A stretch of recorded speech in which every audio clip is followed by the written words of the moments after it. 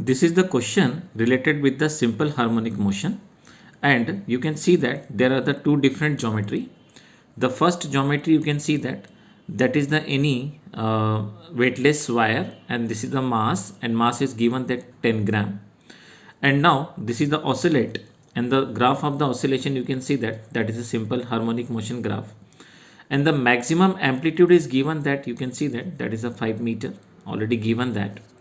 And the time period of one oscillation, आपको पता होना चाहिए एक ऑसिलेशन जब डाउन देखिए यहाँ से अप हो रहा है, ये पूरा की पूरा one oscillation, that is called the time period, और हमें दे रखा है पाई अपॉन 5 सेकेंड. सो हमें कैलकुलेट करके बताना है कि इसका जो मैक्सिमम फोर्स होगा वो क्या होगा.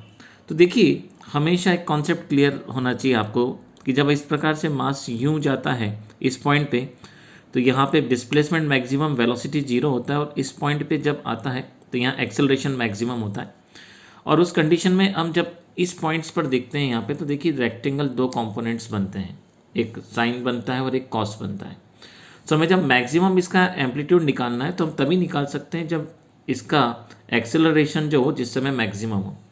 तो बाय कंसेप्चुअल हम देखें तो आपको एक कॉन्सेप्ट ये पता होना कि जो एक्सेलरेशन होता है मॉड में वो ओमेगा स्क्वायर इंटू ए होता है, जहाँ पे ए जो होता है वो एम्पलीट्यूड को रिप्रेजेंट करता है.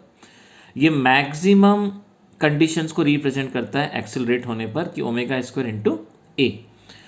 आई होप सो आपको क्लियर होगा कि इक्वेशन कहाँ से आता है. तो देखिए वो इक्वेशन भी हम डिफाइन कर देते हैं यहाँ पे.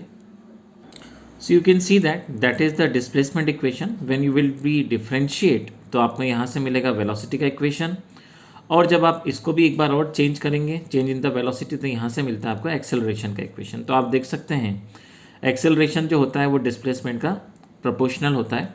तो सेम फॉर्मूला हम देखेंगे, आप देख सकते हैं यहाँ पे सेम फॉर्मूला मेंशन किया हुआ है हमने.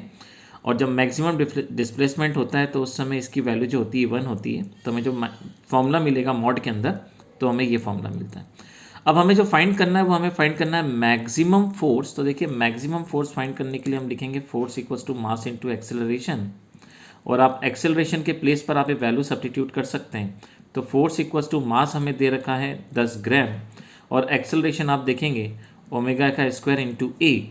अब आप देखिए 10 ग्राम को आप कन्वर्ट कर दीजिए केजी में, ओमेगा स्क्वायर आपको यहाँ पे है और वो आपको टाइम पीरियड से फाइंड करना होगा, और एम्पलीट्यूड ऑलरेडी आपको दे रखा है.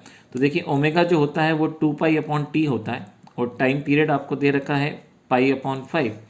तो इस प्रकार से हम यहाँ से सबसे पहले ओमेगा की वैल्यू फाइंड करेंगे.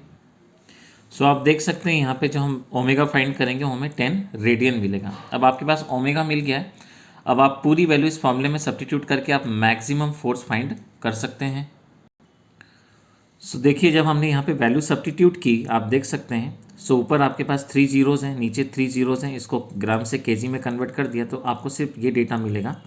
और जो मैक्सिमम फोर्स लगेगा जब एक्सेलरेशन हमने जो देखा उस समय मैक्सिमम कंडीशन में, वो फोर्स अप्लाई होगा 5 न्यूटन का. मतलब यहाँ पे जो मैक्सिमम फोर्स होगा एम्पलीट्यूड मैक्सिमम होने पे, दैट इज़ द 5 न्यूटन.